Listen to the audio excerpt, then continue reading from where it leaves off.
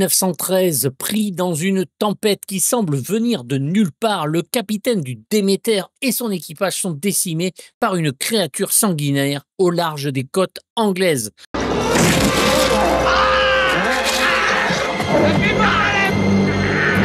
Au petit matin, Mina Van Helsing découvre le corps inanimé d'un homme et le ramène à l'asile d'aliénés que dirige le père de son amie Lucie.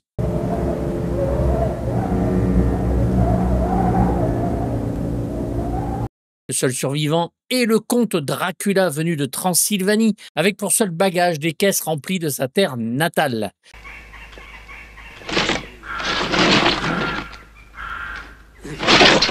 À l'abbaye Carfax où il va résider, il va faire la connaissance du directeur de l'asile, le Dr Seward donc, et sa fille, Lucie.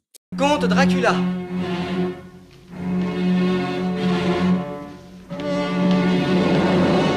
Alors vous allez me dire, tiens, un Dracula, encore, et un rarissime et moins connu. Eh ben oui, et pas des moindres. Si vous voulez en savoir plus sur la mythologie par contre du personnage, n'hésitez pas à aller voir ma vidéo sur le Dracula de Francis Ford Coppola sur la chaîne.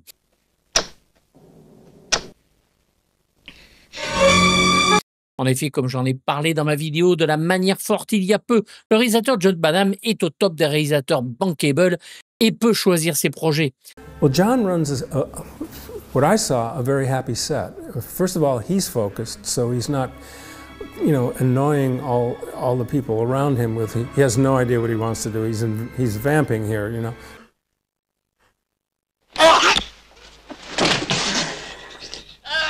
No, it's a different kind of atmosphere, and if you do that, if you come on prepared, the respect that flows to you and that you're giving other people creates a very nice place to go to work, where you feel like you can take chances creatively. This guy is, he's not an autocrat.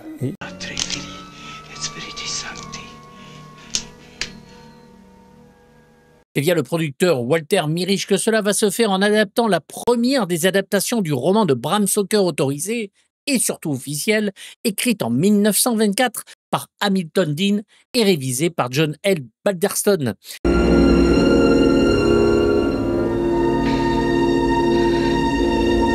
Walter Mirisch, c'est pas rien. Bien des films qu'il a produits sont devenus des classiques du cinéma et va recevoir l'Oscar du meilleur film pour Dans la chaleur de la nuit en 1968 et a été président de l'Académie des Oscars. En 1977, la pièce se voit propulsée à Broadway avec Frank Langella dans le rôle du vampire star et il en faut peu pour que le cinéma s'y intéresse, d'autant que 900 représentations seront faites entre octobre 77 et janvier 80.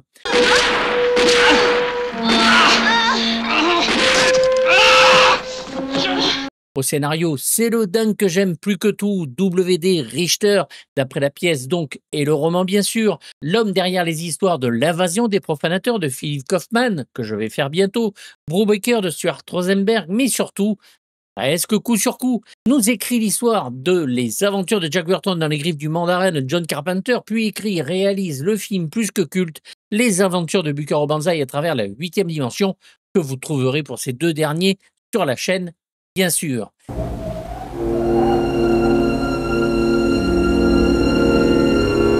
When I first heard that I had a shot at doing this, it came out of the blue because I think the Mirisch company was starting to think seriously about writers. Universal had actually said we were going to make this because the Broadway play was so successful, and Langella said he wanted to do it.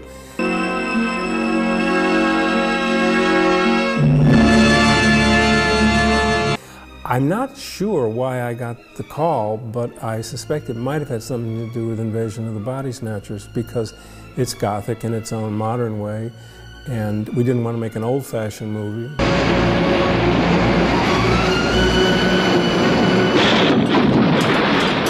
So maybe they saw something in the tone and ability to be a little light at certain moments in Body Snatchers that appealed. And John and I had met each other glancingly somewhere, I really don't remember.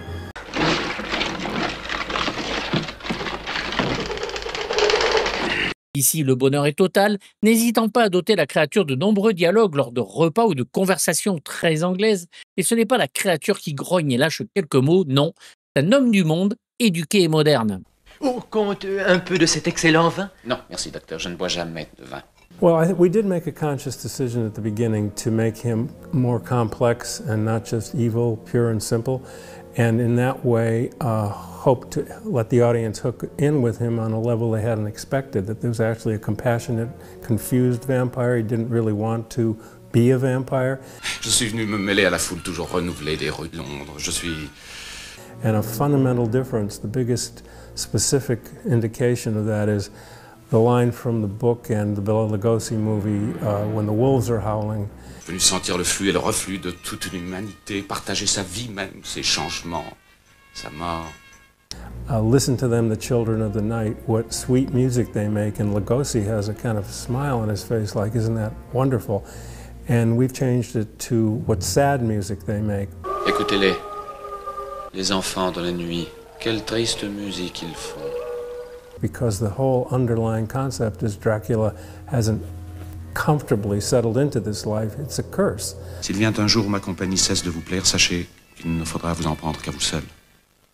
And he's got to deal with it, and he would like to escape and would like to have a relationship with Lucy that's not purely based on drinking her blood. Je ne suis pas de ces gens qui s'imposent, mais lorsqu'on m'accepte, je ne suis pas de ceux que l'on congédie. John Badham est donc contacté et a de grandes idées et surtout une vision. Il veut tourner le film en noir et blanc, ou en tout cas désaturer l'image, afin de faire un parallèle avec les illustrations d'Edward Gorey pour la pièce de Broadway. Universal, bien sûr, est contre, et le film sera donc tourné en couleur. Il y a quelqu'un?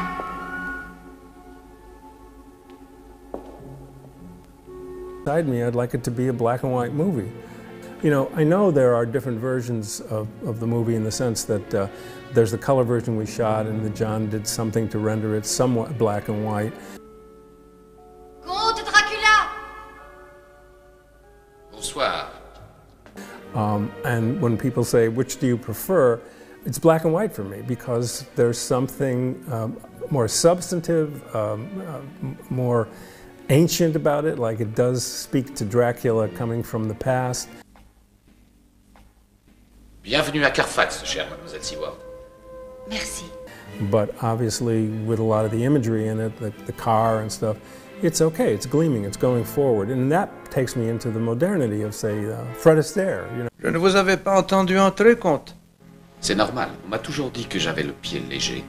Le tournage s'est déroulé en 1978. Il aura lieu dans les Cornouailles, près de Tintage, St. Just in Penwith, Tennis Beach, Mariazion, Meillaclissé, Mons Bay, Saint-Austell, dans les studios de Shepperton aussi dans le Surrey et dans le Twickenham Film Studio dans le Grand Londres. Figurez-vous que je regarde dans le miroir. Il reflète toute cette pièce.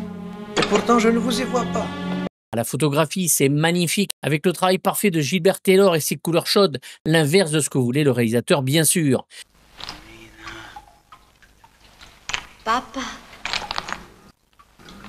Gilbert Taylor est un monstre dans son travail et a collaboré avec Hitchcock sur Frenzy, Kubrick sur le Docteur Folamour, Polanski avec Répulsion ou Cul-de-sac, La Malédiction de Richard Donner et sa suite, Damien la Malédiction de Don Taylor, et grâce lui soit rendue sur celle de La Guerre des Étoiles de George Lucas en 1977, et bien sûr le Flash Gordon de Mike Hodge dont j'avais parlé.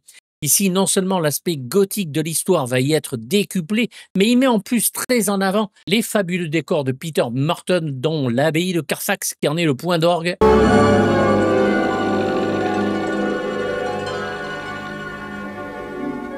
Un décorateur sur de nombreux James Bond et des films comme Mort sur le Nil de John Guillermin, Superman 2 et 3 de Richard Lester, China, Reine de la Jungle et King Kong 2 de John Guillermin toujours, et s'occupera de la direction artistique de beaucoup de films jusqu'au Stargate de Roland Emmerich.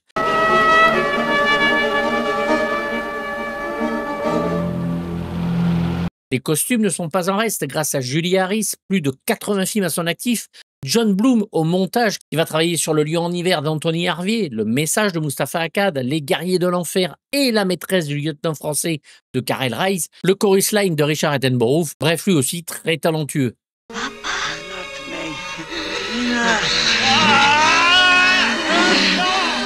C'est sous la musique de John Williams que Maurice Binder, le roi des génériques des James Bond jusqu'au permis tué de John Glenn,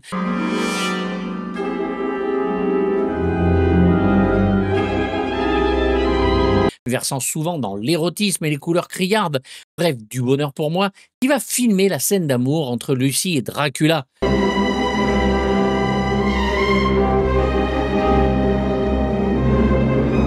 Un beau et un grand moment à la Binder.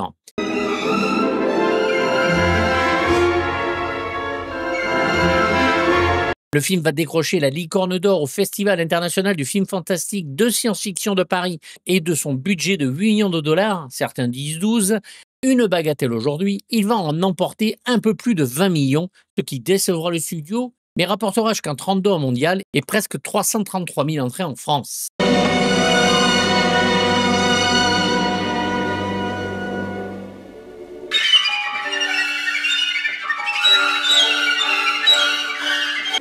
Tu vas devenir la chair de ma chair, le sang de mon sang.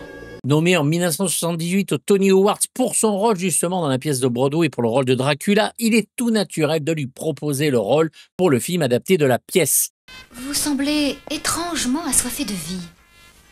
C'est en effet le mot juste.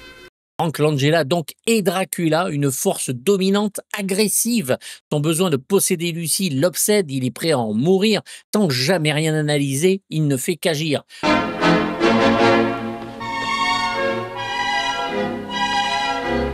De plus, il se veut érotique dans sa capacité à fasciner les femmes, au point de les dominer même pour simplement les pousser à boire un verre et faire en sorte qu'elles s'abandonnent totalement sexuellement à lui. Le fait de leur offrir l'immortalité n'est pas en reste comme excuse. Un excellent acteur, avec sa version, ni à la Bela Lugosi, ni à la Christopher Lee, Gary Oldman n'a pas encore donné la sienne, est différente mais bien réussie avec sa force par son énergie maléfique.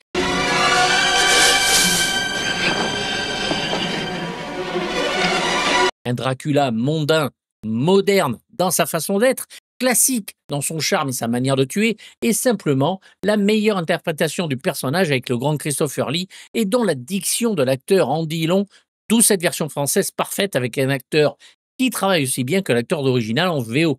Sacrilège! Langella va jouer le personnage avec un certain détachement comme jamais vu avant, plein d'humanité et d'humour, un charmeur né et presque vulnérable, ce qui bien sûr ne sera pas le cas, mais il joue bien le jeu de la séduction. Je suis le comte Dracula. Abraham Van Helsing. C'est votre défunte fille, monsieur, qui m'amène ici. Frank Langella va être donc révélé par ce Dracula au monde et deviendra en 1987 Skeletor dans Les Maîtres de l'Univers de Gary Goddard dont j'ai parlé, Tantagel dans le 1492 de Ridley Scott, parfait et hilarant Bob Alexander dans Le Président d'un jour d'Ivan Reitman, que je vous conseille, et qu'il retrouvera sur Junior, fait encore le méchant dans L'Île aux Pirates de Rennie Harlin face à Gina Davis, ou est Perry White dans le Superman de Brian P. Singer et plein d'autres rôles. Des sanglots, des soupirs. Oh non, c'est une musique merveilleuse. C'est un acteur formidable et c'est en plus un doubleur de talent à sa voix française, le grand Claude Giraud.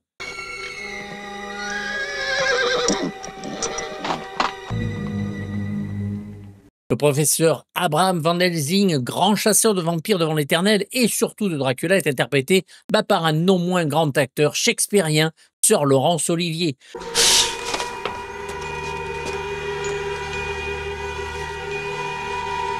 Beaucoup vont reprocher à Olivier son interprétation un peu molle. Il est plus professeur que chasseur, implacable tel qu'on le connaît, et pourtant, un regard et tout est dit, il est Van Helsing, celui que l'on veut. Approchez!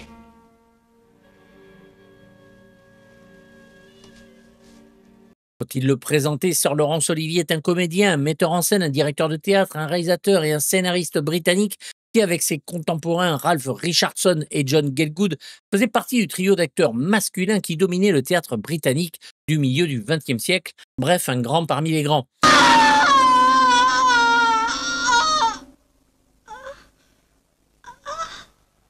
Il aura tout joué, partout, sur tous les médias, et reste un trauma pour beaucoup sur certains rôles de méchants inoubliables, avec des phrases cultes comme « t'es sans tancher » et il a la voix française de l'acteur Maurice Sénac dans le film.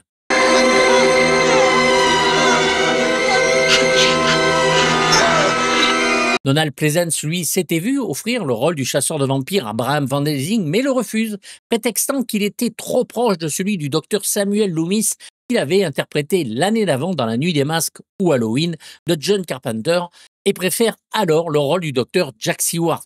En fait, il n'y avait pas de trace de maladie. Mais c'est 2 marques sur le coup. C'est 2 marques sur le coup. Elle s'était blessée en ajustant son châle, sans doute. C'est sa fille donc Lucy dans le film qui sera la proie de Dracula et lui dirige son asile de fous. 2 perforations dans l'aorte d'une sale créature laissent des traces. Donald Pleasence est un acteur dont j'ai parlé sur chaque participation dans les films de John Carpenter. Vous le retrouverez sur mes vidéos de Halloween 1 et 2, co-réalisés avec Rick Rosenthal sur le second, New York 1997 ou encore son Prince des Ténèbres, un chef-d'œuvre. Un des meilleurs rôles pour moi sera dans l'épisode de la série Columbo, Quand le vin est tiré, parfait en Adrien Carzimi, et c'est Yves Barsac qui le double ici.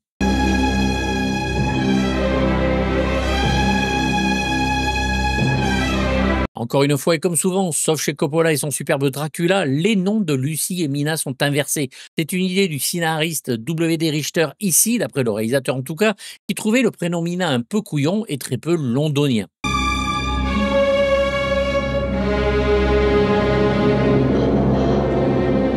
Pour Lucy, donc, que Dracula prend pour cible, c'est Kate Negillan qui va s'y coller. Elle remplit très bien son rôle en victime consentante. La longue scène de séduction est absolument parfaite, fidèle et filmée de façon moderne et change par son érotisme de tout ce que l'on avait vu avant et l'actrice y est pour beaucoup.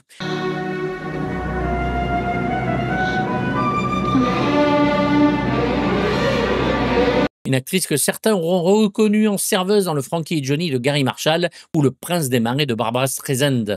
C'est Jocelyne Darche qui est à sa voix française. Sauvez-moi! Emmenez-moi loin!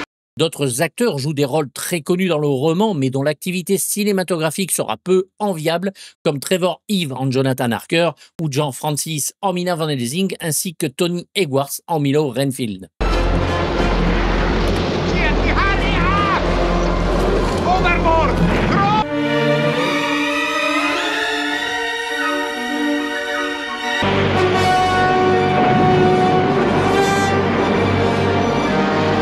John Williams ne peut au départ composer la musique de ce Dracula parce qu'il est occupé sur Météore avec Sean Connery de Ronald Neame.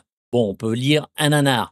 Seulement les délais de tournage de Liber et l'un des géants de la composition de musique de film va tout simplement nous donner une de ses plus belles musiques dont le thème est un grand moment musical.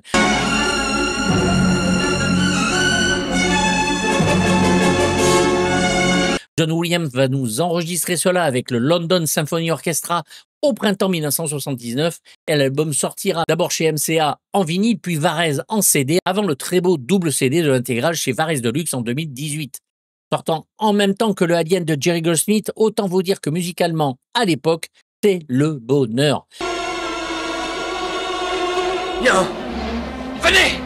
Où l'emmène-t-il, Abraham? John Williams ici ne nous fait pas sa musique plutôt habituelle, celle qu'il fait pour Steven Spielberg par exemple, comme un Jerry Goldsmith avec Joe Dante plus tard.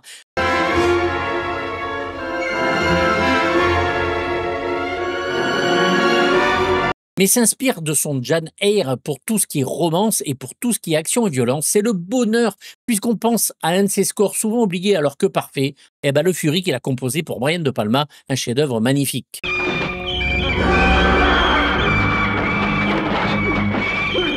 Dracula est plus qu'une musique de film, c'est l'une de ses plus grandes œuvres, majeures même. Une musique de film qui va, pour moi, si vous me permettez de parler de moi, changer l'écoute que j'aurai du maestro à jamais dans sa capacité à, malheureusement un petit peu trop souvent, se renouveler pour le meilleur, que dis-je, le grandiose.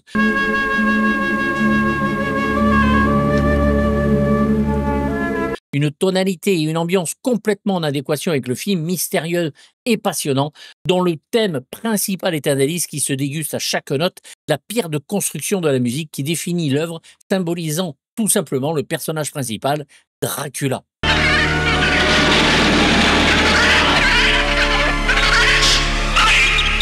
Tragique et même très lyrique avec des envolées qui donneraient le tournis, tombant autant dans le romantisme que dans l'horreur. La musique nous sort toute son humanité orchestrale et ce tout du long sans jamais nous lâcher avec, afin de mieux enfoncer le clou, que dis-je, le pieu, de discrètes mais puissantes idées comme cette jeune voix de femme ou cette orchestration qui fait penser à un battement d'ailes de chauve-souris dans l'attaque de celle-ci.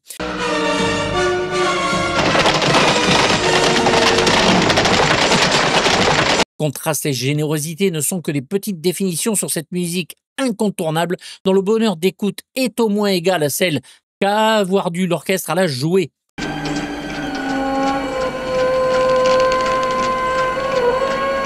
Ne l'oublions pas, Williams arrive, que dis-je, il est à son prime, là encore, et ne s'arrêtera pas de suite. Les morceaux d'attaque et de violence ne déméritent pas jusqu'à la fin du monstre, il faut bien s'y attendre, dont le final est empreint d'une violence incroyablement musicale, avec ses cuivres rondement menés.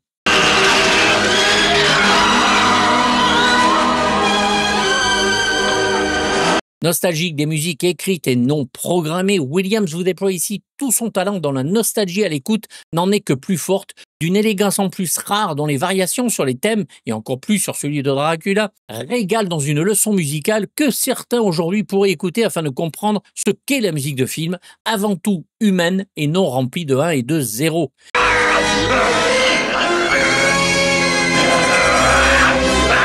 Riche, belle, somptueuse, classe, la partition de John Williams pour le film de John Badham est le plus beau des cadeaux qu'il pouvait lui faire.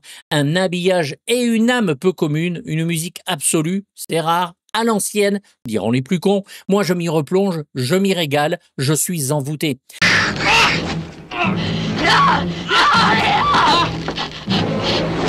Saluons les orchestrations d'Herbert Spencer et bien sûr du London Symphony Orchestra dont le travail de développement est évident. Alors qu'Indiana Jones, Star Wars ou Superman font de l'ombre à ce cadeau de Dieu, n'oublions pas l'icône Dracula, représenté massivement sur cette partition qui touche les cieux, cette merveille de notes, le sommet de l'art d'un compositeur inoubliable et une de mes préférées du bonhomme.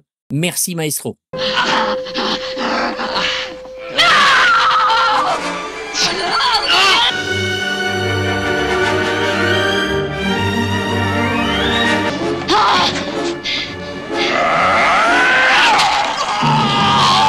Pour la sortie vidéo du film, plusieurs retouches seront faites au fil des sorties.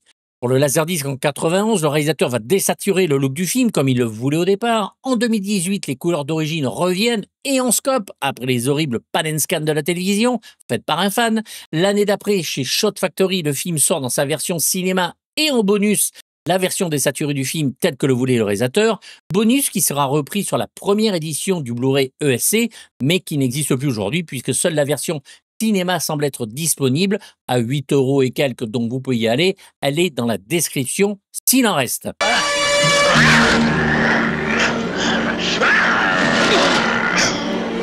Les couleurs de la version cinéma étant tellement superbes que la version désaturée fait quand même bien palichonne à côté. Comme tous les grands mythes, sur tous les médias, beaucoup auront au fil des générations leur version, bonne ou mauvaise. Malheureusement, sur ce film, il arrive quelque temps trop tard malgré une vision ultra gothique et superbement filmée. Mais en 1979, c'est Alien qui sort et les gens se lassent de ces films classiques sur les vampires qui le sont tout autant.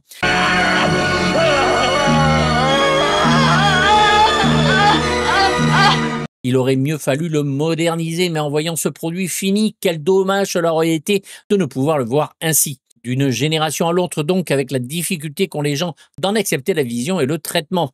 Le très bon film, au mauvais moment en quelque sorte, digne de figurer au panthéon des meilleurs films sur le monstre de Stoker, magnifique avec sa musique, ses décors, sa photo, ses acteurs, bref, en tant que film dans son entièreté, mais sorti, malheureusement, trop tard. La croix, Jonathan.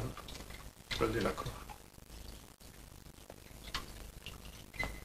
John Badham réalise un film onirique aux effets spéciaux simples mais très efficaces, notamment l'effet d'une chauve-souris pour une fois sans fil et bien efficace. Rien que pour cela, merci. Sois maudit! 50 ans ou presque séparent le premier Dracula avec Bela Lugosi de Todd Browning chez Universal et celui-ci et le monde ont changé, ignorant sur le film tout ce qui avait été fait avant, tout en conservant les moments les plus classiques du roman, un bonheur de fidélité retrouvé. Messieurs, je suis flatté de votre visite. Beaucoup de parodies avaient ridiculisé le personnage et même humilié parfois ce pauvre comte, mais quel bonheur de voir que scénaristes et réalisateurs redonnent au personnage sa grandeur première, ce à quoi l'on est en droit d'attendre sur le vampire. Bref, un traitement adulte pour les adultes et responsable.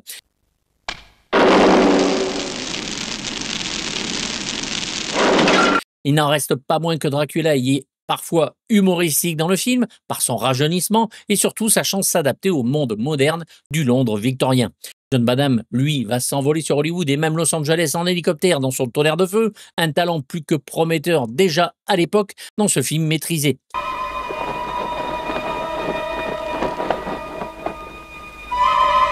Le final ambigu comme jamais, sujet à toutes les interprétations dans un film qui en impose, une grande œuvre, un grand 7 poils sur 6, bien saignant, qui aurait pu amener un nouvel âge d'or.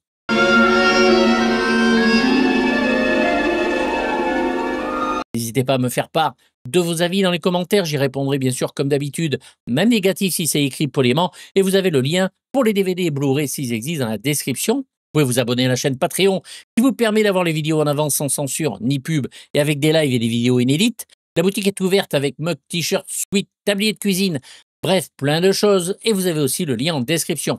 Pensez à vous abonner, c'est gratuit et ça fait plaisir si vous en avez envie. Mettez un pouce et activez la petite cloche pour les notifications et à bientôt pour du lourd. Bye bye.